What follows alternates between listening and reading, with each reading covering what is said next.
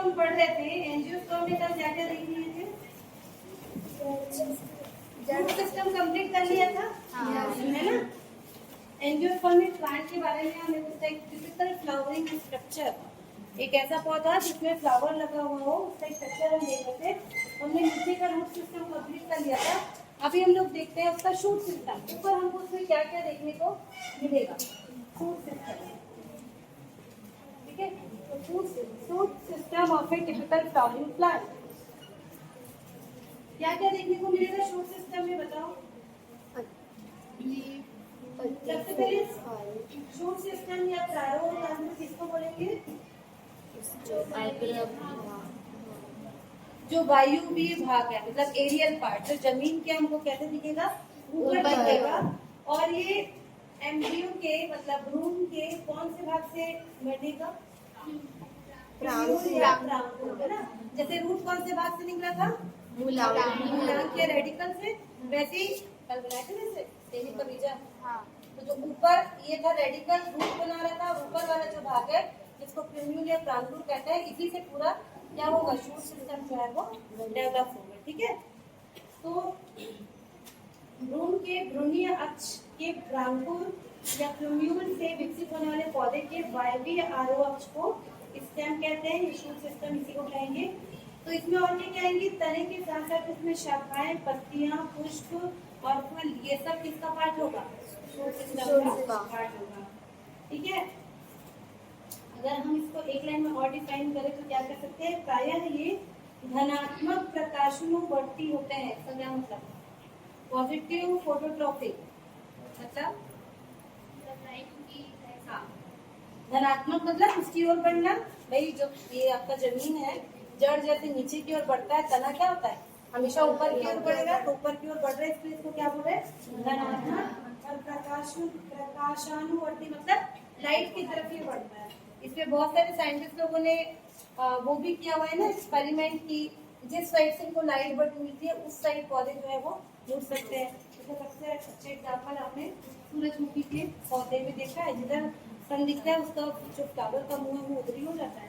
तो ये क्या है? धनात्मक प्रकाशानुवर्ती और ऋणात्मक गुरुत्वानुवर्ती, निगेटिव जियोट्रॉपिक। इसका क्या मतलब होगा? जमीन के नीचे गुरुत्वाकर्षण मतलब नीचे की तरफ बढ़ना। तो ये नीचे की तरफ नहीं आके ऊपर की तरफ बढ़ रहा है, मतलब उसकी कैसा है? धनात्मक है, ठीक है? तो ये लाइन अगर पूछा जाएगा तो ये लाइन ऐड करना है। धनात्मक गुरुत्वानुवर्ती होता है, हम सबको पता है, लेकिन ये लिखने का तरीका होता है, ठीक है? ठीक, चलिए अब उसके बाद इसकी कैरेक्टरिस्टिक देखते हैं कि क्या क्या होता है इसमें। ये तो हमने देख लिया, ये प्रांगूर से निकलता है, निगेटिव जियोट्रॉपिक होता है। अब देखिए नेक्स्ट, तने में पर्व और पर्व संधियां पाई जाती है। अब ये क्या होता है भाई? ये मान लीजिए आपका तना है ना? इसमें पर्व और पर्व संधियां मतलब नोट्स और इंटर नोट्स पाए जाते हैं। क्या होते हैं नोट्स और इंटर नोट्स? जो नोट्स के अंदर से निकल कुछ दूर पे, जैसे ये वाला पोर्शन है, ये ऐसा है, तो ये जो जहाँ जहाँ पर से नोड वाला जो पोर्शन होता है इसको पर्व संधि कहेंगे हिंदी में। यहीं से ही लीफ, पत्ती और शाखाएं जो होती है वो निकलती है कोई भी पौधे में, है ना? और इनके बीच का ये भी नोड हो गया, दो नोड के बीच का जो भाग होगा इसी को इंटर नोड कहते हैं, पर्व। ये पर्व संधियां हो गई और ये क्या होगी? पर्व। हमको सभी पौधे में आप ऐसे देखोगे तो अलग अलग नहीं दिखेगा, पर हम कहाँ से देख सकते हैं? जहाँ पर से इस तरह से पत्ती निकली होगी या शाखाएं निकली होंगी, उस भाग को पर्व कहेंगे, नोड कहेंगे, पर्व संधि कहेंगे। और बीच वाला भाग जहाँ पर से पत्ती शाखाएं नहीं निकली होगी उसको इंटर नोड कहेंगे, ठीक है?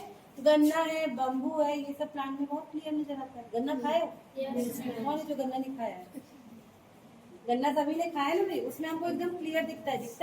बीच वाला भाग जहाँ पर इजिली छिला जाता है गन्ना, वो इंटरनोड है। और जहाँ पर आप देखोगे कई इंटरनोड से यहाँ पे छोटे छोटे ऐसे रूट्स भी होते हैं, गन्ने में ही देखा होगा आपने, है ना?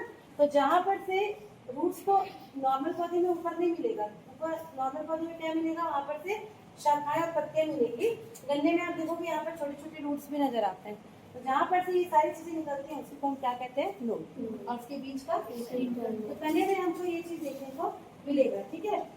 इसके अलावा इनमें पर्व संधियों में कलिका या बर्ड भी पाई जाती है, जिसको एक्सिलरी बर्ड कहेंगे, एपिकल बर्ड। बर्ड मतलब जहाँ पर से वो ग्रो कर रहा है, तो जो सबसे ऊपर वाला पोर्शन रहेगा यहाँ पर इसको एपिकल बर्ड कहते हैं, ऊपर की ओर जो बढ़ रहा है यहीं से ग्रोथ होती है। और यहाँ पर जहाँ से शाखाएं पत्ते निकलेंगी इनको एक्सिलरी बर्ड कहते हैं, है ना। तो बर्ड वो वाला पोर्शन है जहाँ से ग्रोथ हो रहा है। दो होते हैं, एपिकल मतलब ऊपर वाला, अग्रस्त कलिका बोलेंगे एपिकल बर्ड को, और जो एक्सिलरी बर्ड है उसको कक्षस्थ कलिका कहते हैं। दोनों क्या जगह है जहाँ से जो पौधा है वो ग्रो कर रहा है, ठीक है, बढ़ रहा है। तने की सतह पर रोम भी उपस्थित होते हैं। कई आप पौधों को छू के देखोगे तो इनके ऊपर आपको छोटे छोटे ऐसे कर क्या मिलेंगे, हेयर्स मिलेंगे। रूट में भी मिलते हैं ना, रूट में भी बहुत सारे हेयर्स होते हैं, वैसे तने पे भी मिलेंगे हेयर्स।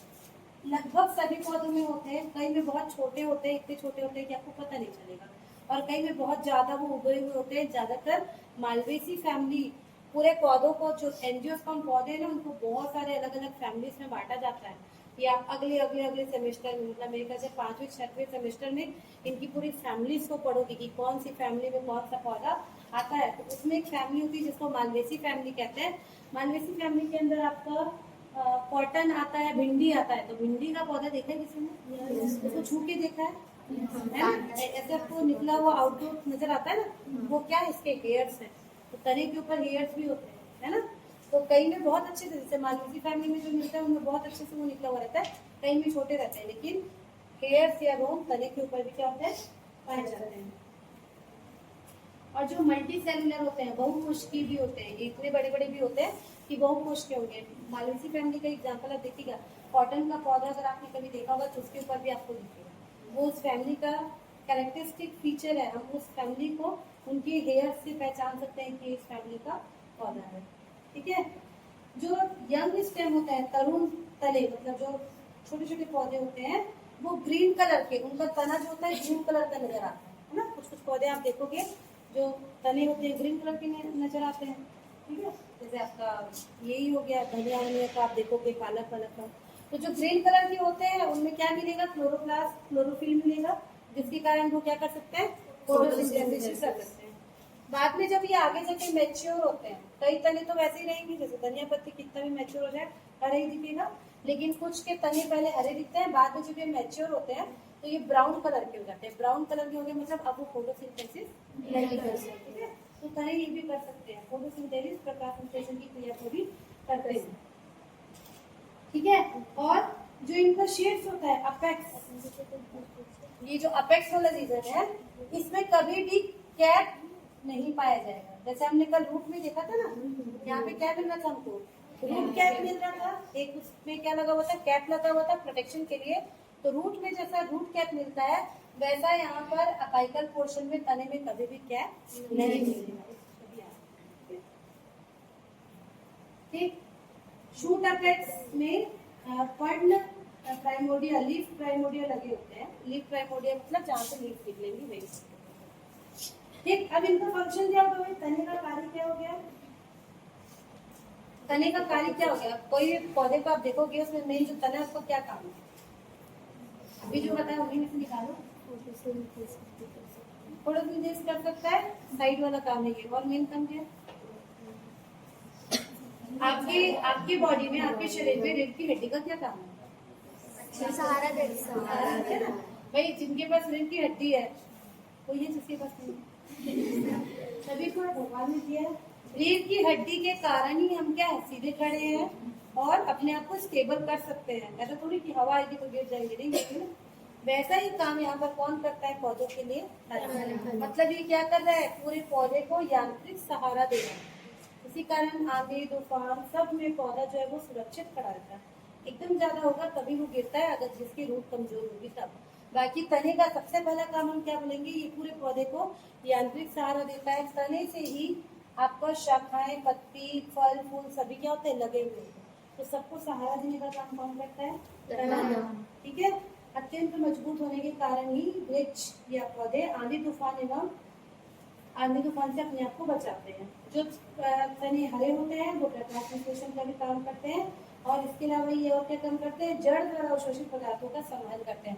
जड़ यहाँ से जो पानी और खनिज लवण जो लेता है उसको ये जो तना ही है पूरा ऊपर तक क्या करता है, पहुंचाता है। इसके अलावा और क्या सेकेंडरी फंक्शन है इनके, जैसे देखिए कुछ कुछ जो पौधे होते हैं जैसे कि नागफनी का पौधा, उसमें तना रूपांतरित होकर भोजन निर्माण और जल और भोजन का संग्रह है। नागफनी का पौधा ऐसा दिखता है ना, ऐसा दिखता है, ऐसे डायग्राम बनाओ क्या, इसके ऊपर जो कांटे लगे होते हैं वो उसकी क्या है, पत्तियां हैं। ये जो फूला सा दिखता है वो एक्शन में क्या है, उसका तना है। तो यहाँ पर क्या है, नागफनी के पास पानी की कमी है, तो तने ने ये क्या उठाया, जिम्मेदारी उठाई कि मैं मोटा होकर क्या करूंगा, पानी को अपने अंदर स्टोर करके रखूंगा। तो ऐसे बहुत सारे तने होते हैं जो अपने अंदर पानी को और भोजन को स्टोर करके रखते हैं, ठीक है। इसके अलावा आपने देखा होगा अदरक, आलू आदि पौधे में यह भोजन पानी के संचयन के अलावा वर्धी प्रजनन का भी कार्य करता है। अब जैसे हमने कल गाजर और मूली को देखा था तो जड़ का रूपांतरण था, वैसे अगर आप अदरक को देखते हैं या आलू को देखते हैं तो वो क्या तना, अदरक एक तरह का क्या तना है, जमीन के नीचे से निकल रहा है। तो ये पानी और भोजन तो संचय करे, इसके अलावा वर्धी प्रजनन का भी काम करते हैं। जैसे आलू में बर्ड्स निकल जा रहते हैं, उसको आप अगर जमीन में लगा दोगे तो वहां से नया पौधा निकल सकता है, वो वर्धी प्रजनन भी करते हैं। अनेक पौधों में तना कांटों के रूप में रूपांतरित होकर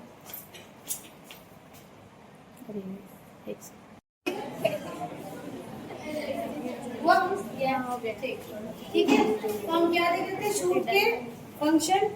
इसके अलावा क्या होता है, कई भी ये मिट्टी को बांधने का भी काम करता है। कई तने नीचे जाकर, जैसे आपने वो देखा है जिमी कन देखा है, खाए वो सब्जी, यस मैम, वो भी तना ही है ना। तो जिमी कन जहाँ भी होता है ना, पूरी मिट्टी को बांध के रखने का काम करता है। और कई तने जो है वो कांटों के रूप में भी रूपांतरित हो जाते हैं और सुरक्षा करते हैं, ठीक है। तो तने का जो मेन काम है सहारा देना, उसके अलावा भी बहुत सारे काम ये करता है, ठीक। इतना हमको तने के लिए याद है। चलो ये तने का हो गया। थोड़ा सा पत्ती के बारे में पॉइंट देख लेते हैं, आ जाओ। पत्ती के बारे में क्या क्या जानते हो भाई? ये एक तना, ठीक है, यहाँ से मान लीजिए लिखी हुई है पत्ती। क्या क्या बोलेंगे इसके पार्ट्स को आप समझ पा रहे हो कि क्या क्या बोलेंगे इसको? जहां पर से तने से पत्ती निकली होती है इसको कहते हैं लीफ बेस। क्या कहते हैं? Leaf base. बेस मतलब आधार, जहाँ पे वो निकला हुआ है, ठीक है। पन्नाधार बोलते हैं हिंदी में, पन्नाधार, ठीक। फिर जो इसकी डंडी होती है पत्ती की, उसको कहते हैं पिटियोल, इसको कहते हैं पिटियोल,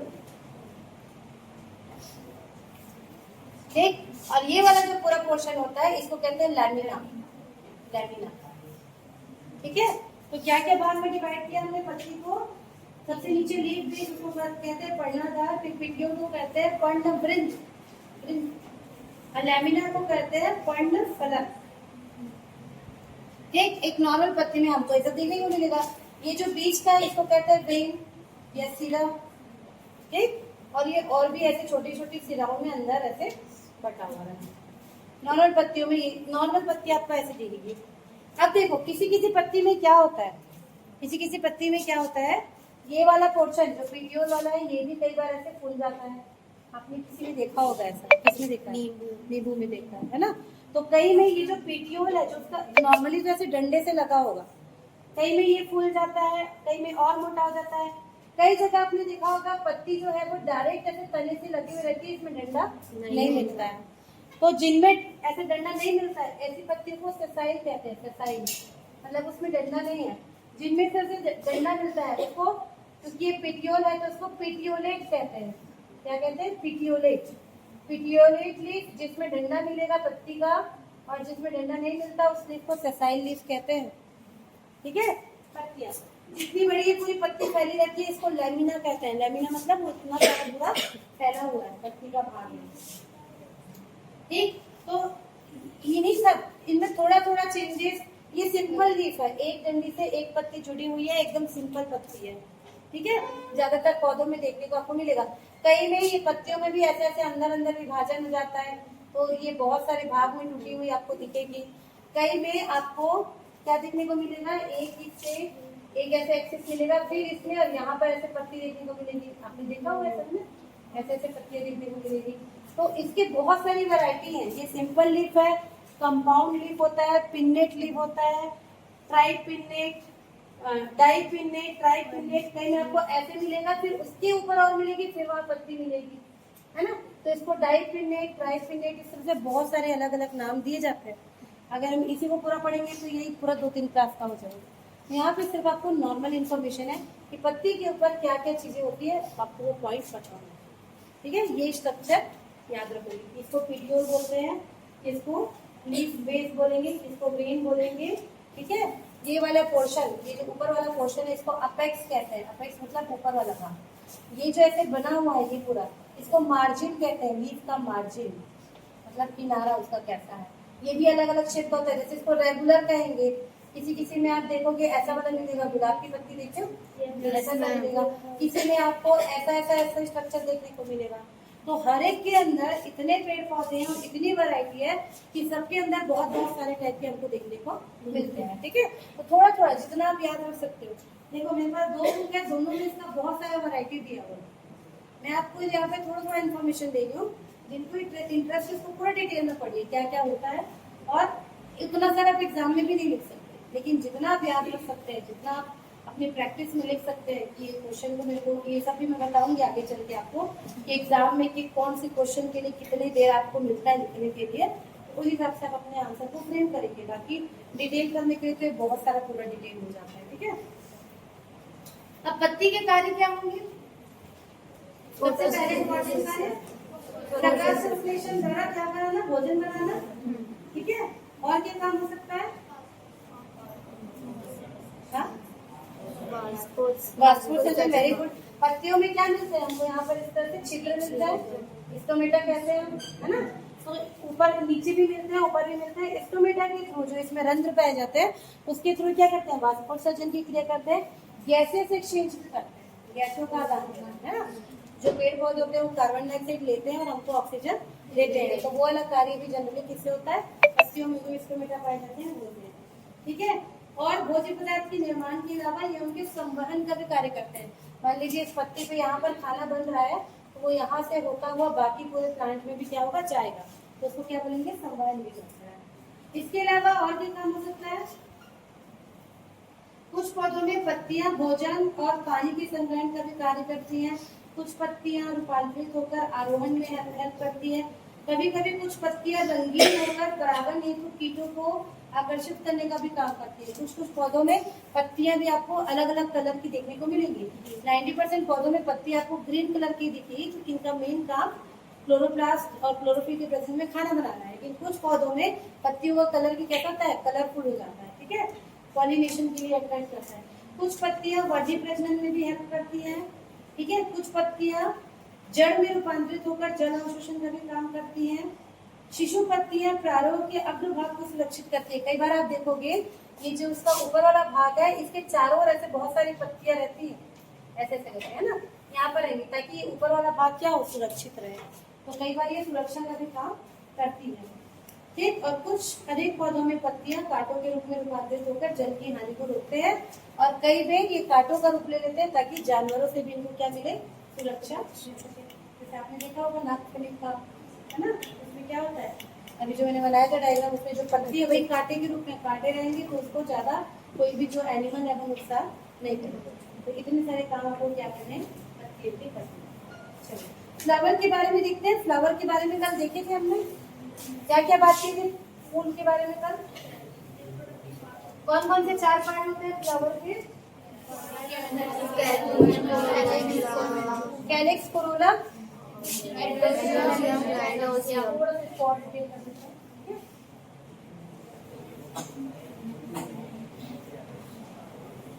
बात नहीं करो।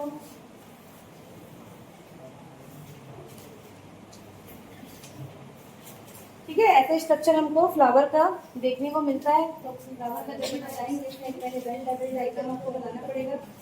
ठीक, तो इसके 4 अंग होते हैं फूल के। कैलिक्स, कैलिक्स को बोलते हैं बाह्य दल पुंज, कोरोला जिसको कहेंगे दल पुंज, एंडोशियम पुमंग और गाइनोशियम जाइलम। ठीक है, और ये सब एक स्ट्रक्चर के ऊपर रहता है, इसको कहते हैं थैलेमस। तो ये हो गया आपका क्या? थैलेमस। ठीक है, ये वाला जो है ये पूरा बीच का ये क्या है? गाइनोशियम। कल देखे थे 3 भाग में डिवाइड रहता है। क्या क्या? स्टिग्मा, स्टाइल और ओवरी। ये वाला ओवरी है। इसी ओवरी के अंदर हमको इस तरह से ओव्यूल लगा हुआ मिलेगा। ओव्यूल ठीक है, ये हो गया ओव्यूल। इसी को हम कहेंगे क्या, कोरोला। ठीक, ये जो ग्रीन सा निकला रहता है इसको कहते हैं कैलिक्स। ठीक है, कोरोला को ही क्या कहते हैं, पेटल्स। इसके सिंगल यूनिट को कहेंगे पेटल्स, इसके सिंगल यूनिट को कहते हैं सेपल। ठीक, ये जो होता है ये पूरा क्या है, एंड्रोशियम। ये वाला पूरा स्ट्रक्चर क्या है, एंड्रोशियम। ठीक है, एंड्रोशियम में ये वाला ऊपर का जो पोर्शन रहता है इसको कहते हैं एंथर। ठीक, इसको ये जो डंडी होती है इसको कहते हैं फिलामेंट। ठीक, और जहां पर ये दोनों जुड़े रहते हैं इसको कहते हैं कनेक्शन, नहीं भी लिखोगे कनेक्शन। ये पूरा पोर्शन आपको फ्लावर में देखने को मिलेगा। ठीक, अब देखो जो 4 इंपॉर्टेंट अंग है जिस भी पौधे में वो चारों पाया जाएगा उसको कंप्लीट फ्लावर कहते हैं, पूर्ण फूल। फूल को क्या बोलेंगे, कंप्लीट फ्लावर मतलब 4 पार्ट। कौन कौन से, ये क्या हुआ, गाइनोशियम, एंडोशियम, कैलिक्स, कोरोला। जिनमें ये चारों मिलेंगे उसको क्या कहेंगे, कंप्लीट फ्लावर। देखो इसको फिर से जो 4 मेन पार्ट है इसको फिर से 2 भाग में बांटते हैं।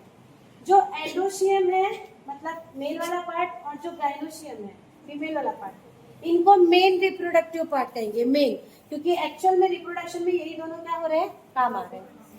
बाकी जो कैलिक्स और कोरोला है इसको एसेसरी रिप्रोडक्टिव पार्ट कहते हैं। एसेसरी मतलब जो उनको सिर्फ हेल्प कर रहे हैं।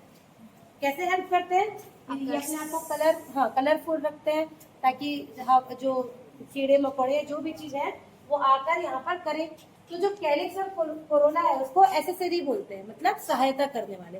और बाकी जो 2 है वो क्या है, मेन है। जिनमें चारों मिलेगा कंप्लीट फ्लावर, जिनमें कोई भी एक नहीं मिलेगा इनकम्प्लीट फ्लावर। बहुत सारे ऐसे फ्लावर हैं जिनमें हो सकता है सिर्फ एक पार्ट हो, गाइनोशियम हो, एंडोशियम ना हो। कुछ ऐसे हो सकता है जिनमें सिर्फ एंडोशियम हो, गाइनोशियम ना हो। कंप्लीट फ्लावर के एक आध एग्जाम्पल बताओ जो आपने देखा होगा। गुड़हल का सबने देखा है ना, लाल कलर का या थोड़ा येलोइश कलर का रहता है, उसका जो कैलिक्स होता है, जो कोरोला होता है एकदम सुंदर आपका बाहर निकला हुआ 5 होते हैं, उसके पेटल दिखते हैं और उसके अंदर ये वाला पोर्शन रहेगा। इसी से लगा हुआ जो गाइनोशियम है, एंथर वाला पोर्शन, उसके चारों ओर लिपटा हुआ रहता है, वो एक कंप्लीट फ्लावर है। इनकम्प्लीट फ्लावर का क्या एग्जाम्पल बताओ।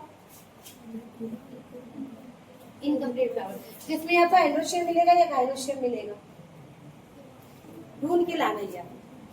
ठीक है, अब उसके बाद देखो कई फ्लावर में क्या होता है, कई फ्लावर में कोरोला हमेशा कलरफुल मिलेगा आपको, सुंदर, और कैलिक्स हमेशा आपको ग्रीन कलर का मिलेगा।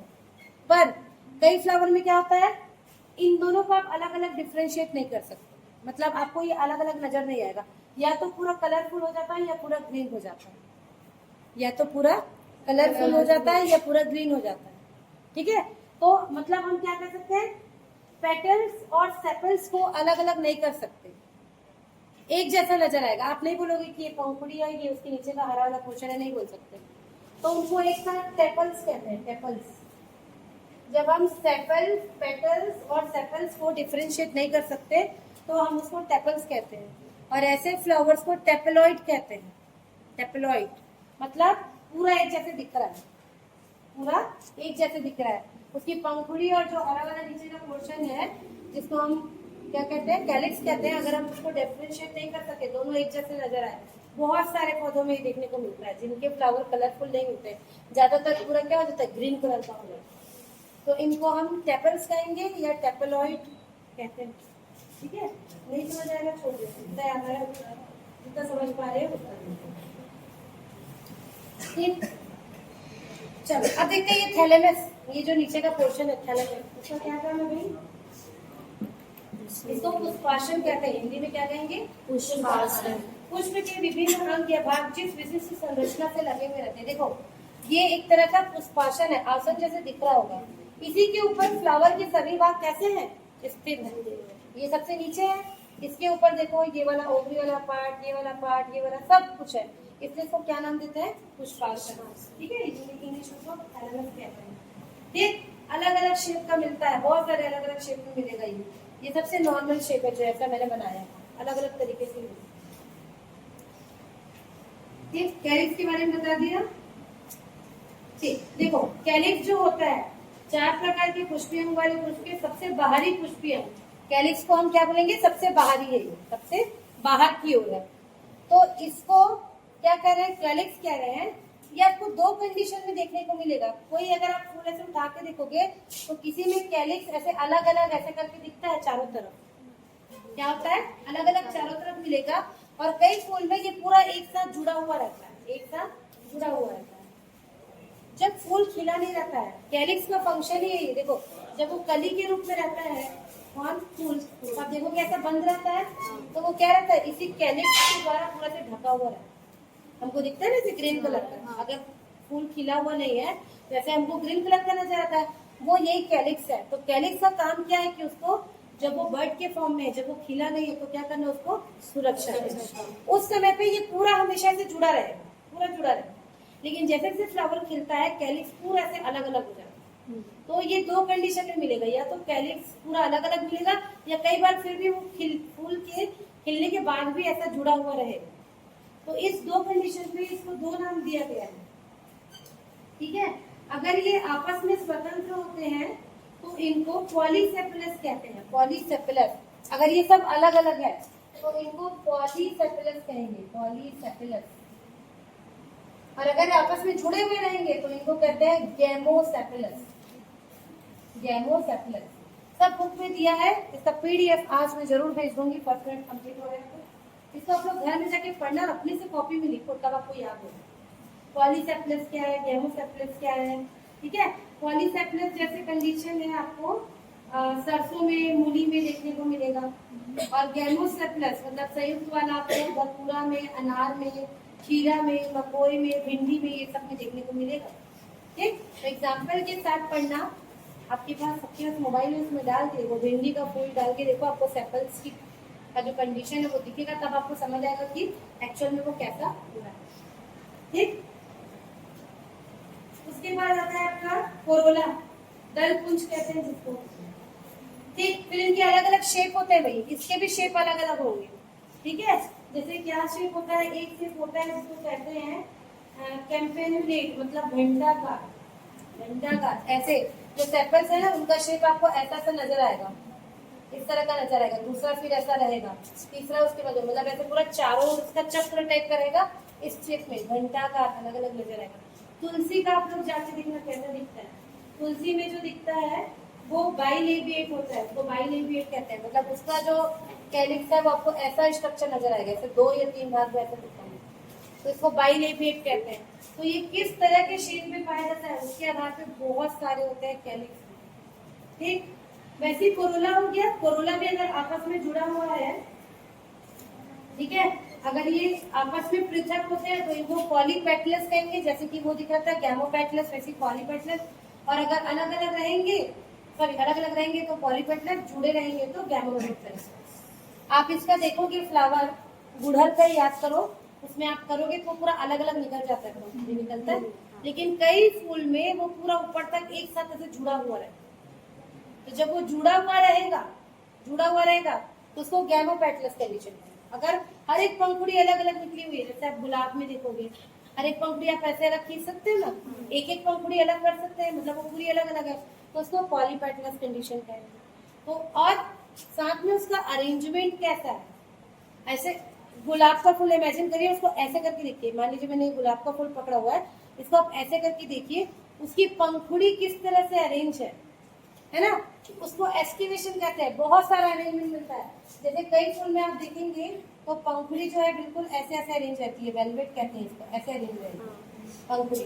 कई में आप देखोगे ये थोड़ा इस तरह से रहेगा, कैसे रहेगा, एक अंदर फिर एक बाहर, फिर एक अंदर फिर एक बाहर, ऐसे ऐसे अरेंज रहती है।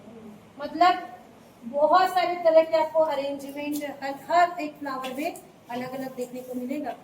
ये भी पूरा डिटेल आपको पढ़ना है। वही बोल रही हूँ, देखो कितने दूर तक आप इसको याद रख सकते हो ये आपके ऊपर है। मेरे तो इसके लिए ज्यादा क्लास नहीं है, तो मुझे इसको मतलब कुछ शॉर्ट ही बताते जाना कि ऐसा सा मिलता है, तो आपके ऊपर है, आप इसको पढ़ सकते हो। क्योंकि एग्जाम्पल बुक में दिया हुआ है कि ऐसा वाला किसमें मिलेगा, ये वाला किसमें मिलेगा, सब दिया है। डायग्राम भी दिया हुआ है, देखिए डायग्राम भी दिया हुआ है ना, डायग्राम भी दिया हुआ है कि कैसे कैसे हमको नजर आता है, जैसे बाइलेबिएट का, कैम्बेल का, तो बहुत सारे, ठीक। चलो पेरियंट जो यहाँ पर मैं बता रही थी कैपेनॉइड्स, उसको पेरियंट भी कहते हैं।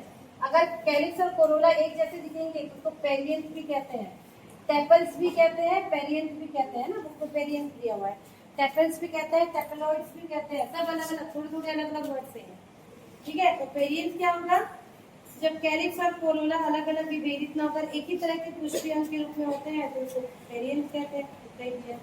एंड्रोशियम के बारे में बता दिया, ये वाला स्ट्रक्चर, ठीक है, ये एंड्रोशियम कहलाता है। एंथर मिलेगा, फिलामेंट मिलेगा, ये कैसे जुड़ता है उसके, देखो आप ज्यादातर एंथर देखोगे, इसको अगर आप डिटेल करके देखोगे तो ये आपको ऐसा बाई लोब्ड स्ट्रक्चर दिखाई देता है। कभी एंथर को कोई डिटेल से देखे हो, 11th में पढ़े होगे आप लोग, पढ़े हो ना, ये बाई लोब कंडीशन है, 2 लोब है, कई बार ये यूनिलोब होता है, 1 लोब वाला होता है। फिर इसका ये जो डंडी है, फिलामेंट है, ये इसमें कैसे जुड़ा है, इसके भी कई टाइप है, ये सबसे नॉर्मल टाइप है। कई बार ये ऐसे जाके ऐसे जुड़ता है किनारे पे ऐसे, कई बार ये ऐसे जाके ऐसे जुड़ेगा ऐसे, तो अलग अलग तरीके से जुड़ने के कारण अलग अलग टाइप का वैरायटी आपको देखने को मिलेगा। हमारे आसपास इतने सारे पेड़ पौधे हैं कि उनमें आपको 1000 टाइप की वैरायटी देखने को मिलेगी। ठीक है, तो एंथर में ऐसा देखने को मिलेगा, गाइनोशियम में भी ऐसे ही देखने को मिलेगा। फ्लावर में देखो और क्या टाइप होते हैं, ट्राइमेरस, टेट्रामेरस, पेंटामेरस। ट्राइमेरस मतलब ऐसे फ्लावर जिनमें 3 पंखुड़ी मिलेगी या 3 के कॉम्बिनेशन में, मतलब 3, 6, 9, उसको ट्राइमेरस फ्लावर बोलेंगे। जिसमें 4 या 4 के गुणज मतलब 8, 12, उसको टेट्रामेरस फ्लावर बोलेंगे। जिसमें 5, जैसे आपका गुड़हल 5 रहते हैं ना, उनको पेंटामेरस फ्लावर कहेंगे, इसका 5 मिल रहा है। ठीक, फिर इसको एक और डिफाइन करते हैं, एक्टिनोमॉर्फिक, जाइगोमॉर्फिक। क्या होता है ये, एक्टिनोमॉर्फिक त्रिज्या समित पुष्प क्या होते हैं। देखो एक्टिनोमॉर्फिक फ्लावर क्या होंगे, मान लीजिए किसी फूल को आप कोई भी रेडियस में काट रहे हैं, वो बराबर कट रहा है। एक ऐसा फूल है, हम लोग रंगोली वाला जो डिजाइन बनाते हैं, ऐसा बनाते हैं रंगोली वाला, इसको आप कोई भी रेडियस में काटो, चाहे ऐसा काटो, चाहे ऐसा काटो, चाहे ऐसा काटो, अगर ये कोई भी त्रिज्या में काटने पे अगर बराबर तरीके से कट रहा है तो इसको एक्टिनोमॉर्फिक फ्लावर कहते हैं। अगर कोई फ्लावर एक ही रेडियस से 2 भाग में कट रहा है, जैसे मान लीजिए फ्लावर का स्ट्रक्चर ऐसा है, ऐसा वाला, ठीक है, ऐसा, तो इसको आप अगर इस रेडियस में काट रहे हो तभी ये 2 बराबर में कट रहा है, ऐसे काटोगे तो 2 बराबर में नहीं कटेगा। तो अगर एक ही रेडियस में काटने पे 2 बराबर में कट रहा है तो उसको क्या कहते हैं, जाइगोमॉर्फिक फ्लावर कहते हैं। ये सिमेट्री है फ्लावर की, कि आप उसको कैसे काटोगे तो कैसा दिखेगा। और ऐसे फ्लावर जिसको आप कैसे भी काटो बीच से, वो बराबर होगा ही नहीं, उसको क्या कहेंगे, असममित पुष्पीय, एसिमेट्रिक फ्लावर, मतलब उसको आप कैसे भी काट लो वो बराबर नहीं बनेगा। इसके अंदर भी इसके बहुत सारे टाइप्स होते हैं। ठीक है, इसको आप पढ़ना, इसको एकदम ज्यादा तो मैं और पढ़ा नहीं सकती। फल कितने तरह के होते हैं, फल कितने तरह के होते हैं, तो जो ये ओवरी है, यही क्या होगा, निषेचन होने के बाद भ्रूण बनेगा और ये क्या बनाता है, ओवरी, जो ओव्यूल है वो बीज बन जाता है, ओवरी वाला पोर्शन पूरा फल बन जाता है। तो कितने तरह के फल मिलते हैं हमको, 2 तरह के, कौन कौन से, ट्रू और फॉल्स, है ना। उसके पहले फल में हमेशा 2 भाग मिलेगा, कोई भी फल ले लो आप, कोई भी फल ले लो, ठीक है। मान लीजिए आपने ये आम का फल लिया, कैसे बनता है, ठीक है, आम का फल लिया, कौन सा बच गया, कलमी वाला बनाओ, ठीक है। कोई भी फल ले लो, 2 भाग होते हैं, एक वो कहलाता है उसका पेरिकार्प, मतलब जो उसका गूदा वाला रीजन है, और दूसरा होता है उसके अंदर का बीज। आम में बड़ा सा होता है, बाकी में छोटे छोटे। फल को 2 भाग में बांट सकते हैं, एक को पेरिकार्प बोलते हैं, मतलब बाहर का पोर्शन, और एक बीज। पेरिकार्प के फिर 3 पार्ट है, मेसोकार्प, एंडोकार्प, एक्सोकार्प, जो उसका छिलका और छिलका ऐसा।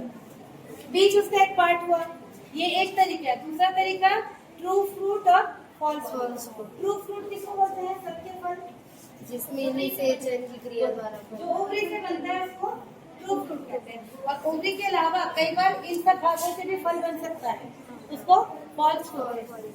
अब जो ट्रू फ्रूट होते हैं फिर उसके भी और बहुत सारे टाइप है, simple fruit, compound fruit. Simple fruit मतलब एक ही ओवरी से तो एक बन गया, जैसे आम का। कंपाउंड फ्रूट मतलब बहुत सारे ओवरी से मिल रहा है, जैसे जैक फ्रूट, आपका क्या, कटहल, सीताफल, जैक फ्रूट, है ना, ये क्या इसमें आएगा कंपाउंड फ्रूट। तो इसको कितने दूर तक याद करोगे इसको तो पढ़ लेना भाई, इसको मैं और क्लास में नहीं ले सकती क्योंकि एकदम डिटेल करेंगे तो फर्स्ट मिनट कभी खत्म नहीं हो पाएगा। ठीक, इसका पीडीएफ आप भेजूंगी आपको। फर्स्ट यूनिट आज कंप्लीट होता है। अगली क्लास से हम लोग थर्ड यूनिट को पढ़ेंगे सेकेंड यूनिट के बाद। पहले थर्ड यूनिट पढ़ना है, ठीक है, वो जरूरी है, जिससे आपका असाइनमेंट बनेगा। ठीक।